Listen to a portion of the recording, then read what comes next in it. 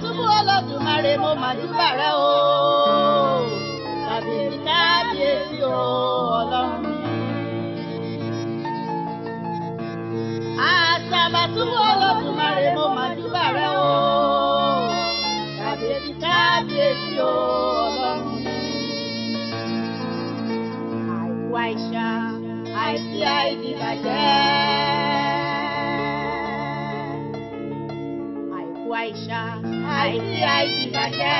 Dá gbogbo ògo bàbá nínú ayé mi.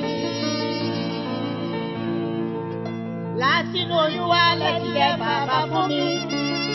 Látinú oyún wá lẹ́tí ṣètọ́jú mi. Títí dòní orí ti lọ láéláé. Ẹ̀yin ni ó máa ń yìn, ẹ̀yin ni ó máa ń gbéga.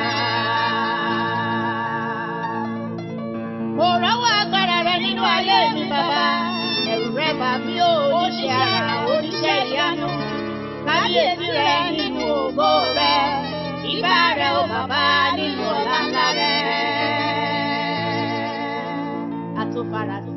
Àtòbàjáyé. Ẹlẹ́rù arúgbó ọjọ́.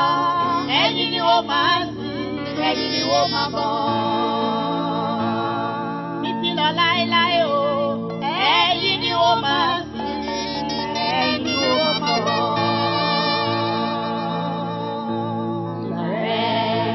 Ìbà rẹ, mojúbà rẹ o bàbá. Ìbà rẹ, mojúbà rẹ Ọlọ́run mi. Be exalted, Lord, I worship you. Be exalted, Lord, I worship you. Mo ṣe bàrẹ́ o bàbá.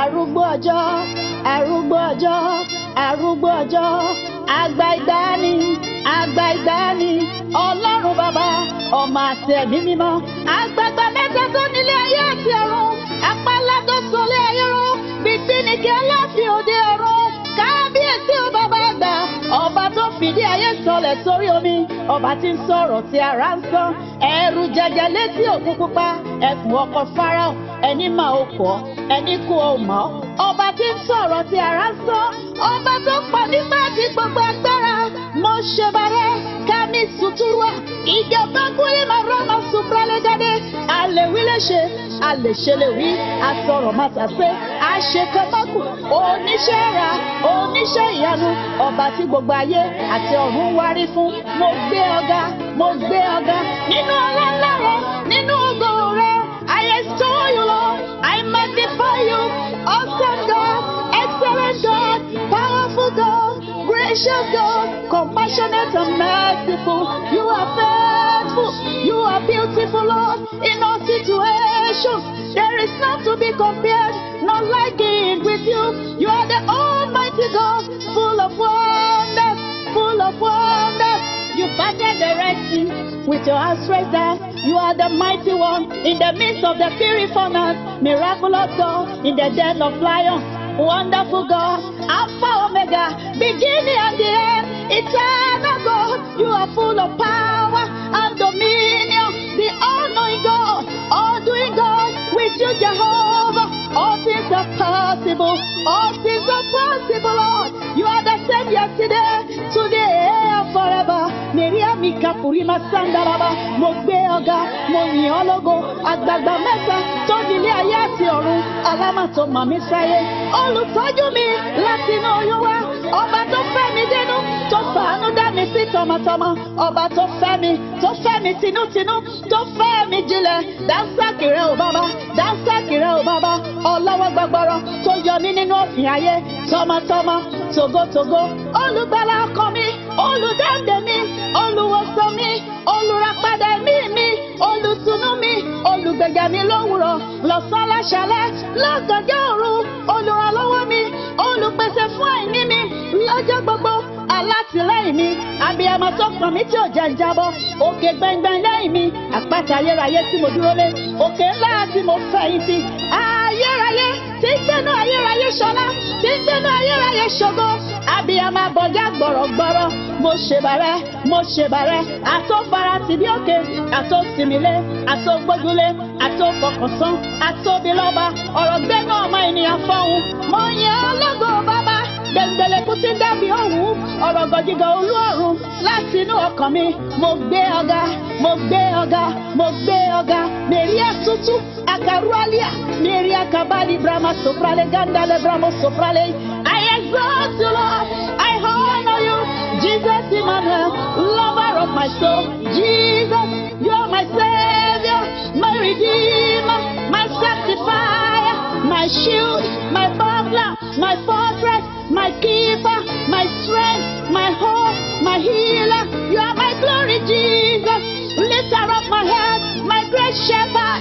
You are my all in all, Jesus. In you I live, I move and have my being. I adore you, I adore you. You are the King of Kings, the Lord of Lords, righteous God, just God, the soon coming King. Be exalted, Lord, be lifted up, be magnified. Sweet Holy Spirit, my beloved friend, my sweet companion, my great comforter, my caring teacher. You are my helper, my joy in times of sorrow. I appreciate you, Lord, for all you've done for me. I'm so grateful, Lord.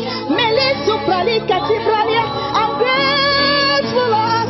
Mo gbé ọ̀gá, mo ṣèbàrẹ́, aṣọre fún ni má sì regún, òyígiyigi, ọlọ́run àwọn ọmọ ogun, akọ̀mọ́ sí kalẹ́yìn, àdúró gbẹ̀ngbẹ̀ lẹ́yìn aṣòótọ́, ajàmọ́ fìtì bá ṣe, ó gbé ní níjà kẹrù ó bọ́ níjà, ọba tí ń lẹ́ni tí ń múni, láì sáré rárá. I worship you, I adore you, Lord. Maleba sopralia, megrelebo soprale gedele, yekabrale broma soprale gasandalaba, mekibali bromo soprale gasandalaba. Mo yìn ọ́ lógo, mo yìn ọ́ lógo, ọ̀ràn mọ́lájọ wọlé ni, ẹ̀rọ màmí ò bàbá àgbà, àsìnilẹ́yìn kojúmọ́ sí ni, aládé ewúra, ẹlẹ́rù níyìn, ológo dídán, mímọ́, mímọ́, mímọ́, tí ń gbẹ́nu àwọn ọ̀run, olùpamọ́ ẹ̀mí mi nínú ewu ọjọ́ gbogbo. Ọba tí kò jẹ́ kíkì ni wọ́n ayé ń pa mí jẹ, tọmọtọmọ tógótógó, bàbá dáradára, bàbá rere, ẹ dára sí mi, lówùrọ̀ lọ́sán, láṣálẹ́ lọ́gànjọ́ òru, àwa márìndí Ẹlẹ́dùmarè, àtẹ̀rẹ̀rẹ̀ kárí ayé, alàgbàlúgbò mi òkú, ọba tí ń rìn nínú ìyẹ́ afẹ́fẹ́, kìkìdá ọlá, kìkìdá ìyìn, kìkìdá ògo, kìkìdá agbára, mo yíká ọ̀tún, mo yíká òsì, mo fi gbogbo ọlá, ìyìn ògo fún ọ. Màlírò, líkà, ìjàmbá, kàtúwárà máa sòpráríà, mo darapọ̀ bàbá pẹ̀lú àwọn àgbààgbà mẹ́rìnlélógún tó yí ìtẹ́ mímọ́ rẹ̀ ká, mo gbé ọ̀gá, mo ṣèbàrẹ́. I give you all the glory. From the depths of my heart, Lord, everything that is within me, lift you up on high. You've been so good, so kind, so loving, so caring, Baba. In the journey of my life thus far, your mercy kept me, Lord. Your mercy kept me, Lord. Your grace is my defense. I worship you, Lord. Omnipotent God, omniscient God, omnipresent God, Lion of the tribe of Judah, the great I am that I am. I bless you, Lord. I honor you, Lord. I magnify you, Lord. Gba gbogbo ọlá, gba gbogbo ìyìn, gba gbogbo ògo bàbá àgbà. Lórí ọ̀rọ̀ ayé mi tọmọtọmọ, mo sábà bí rẹ, mo sábà bí wẹ̀rẹ̀ o bàbá. Most powerful, most awesome, most excellent, most merciful, most gracious God, most beautiful, loving and caring Father, most glorious God. You are Jehovah El Shaddai, Jehovah Nissi, Jehovah Jireh, Jehovah Rohi, Jehovah Rapha, Jehovah Shalom, Jehovah Shammah, the Lord Adonai, El Gibor, El Hika, El Elyon, Mikadeshka, everlasting Father, Creator of heaven and earth. I give you all the glory. I give you all the glory for the grace you've given me to be alive and well. I honor you. I adore you. I give you all adoration. Blessed be your name. Blessed be your name. Olùrànlọ́wọ́ mi. Olùrànlọ́wọ́ mi. Olùrànlọ́wọ́ mi. Jesus.